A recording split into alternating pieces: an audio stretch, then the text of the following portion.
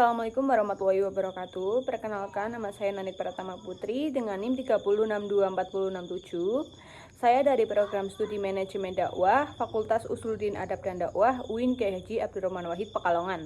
Yang terhormat Bapak Adib Aunillah Fasya MSI selaku dosen pengampu mata kuliah Sejarah Peradaban Islam. Di sini saya akan menceritakan kisah Khalifah Umar bin Khattab pada masa Perang Jalula. Pertempuran Jalula era Khalifah Umar bin Khattab.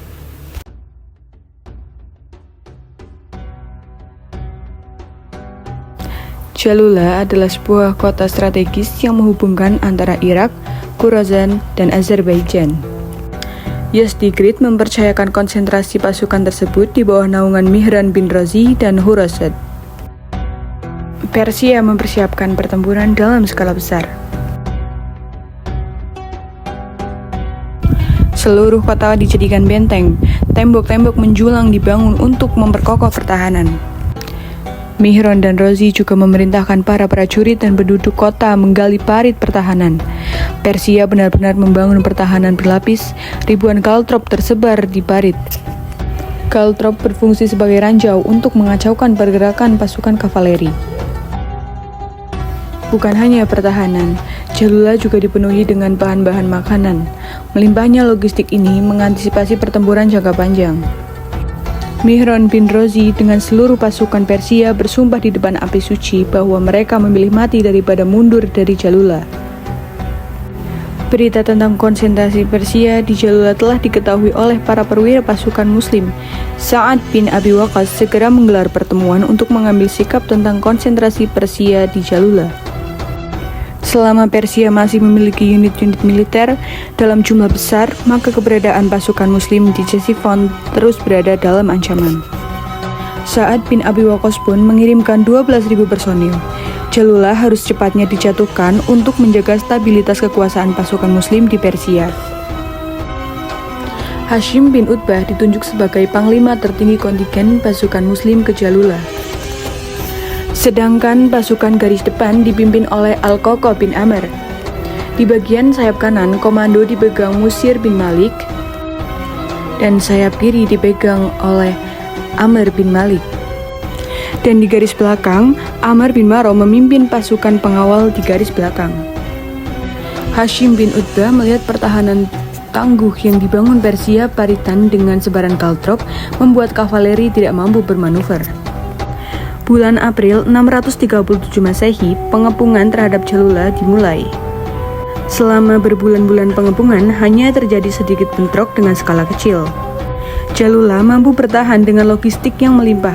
Selain itu, mereka juga terus mendapatkan suplai dari huluan. Pada sebuah pagi hari di November, setelah 7 bulan masa pengepungan, Persia memutuskan mengambil tindakan ofensif. Hashim bin Utbah melihat kesempatan untuk menarik seluruh unit Persia ke tempat terbuka. Unit-unit pasukan Muslim ditarik mundur. Pasukan Persia terus bergerak maju ke medan pertempuran. Persia langsung mengambil inisiatif serangan. Barisan depan pasukan Muslim menghadapi serbuan besar-besaran. Agresivitas Persia berlanjut dengan hujan anak panah. Pasukan Muslim pun membalas dengan cara yang sama. Di awal-awal pertempuran, Persia mulai berhasil mendorong mundur unit-unit pasukan Muslim.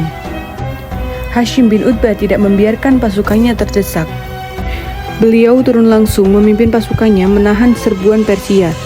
Menjelang sore, dua pasukan sama-sama mundur untuk jeda pertempuran. Ketika dua pasukan kembali ke medan pertempuran, Al-Qoqo membawa unitnya bergerak melingkar. Target Al-Qoqo adalah menguasai medan di sekitar parit untuk mengepung pasukan Persia.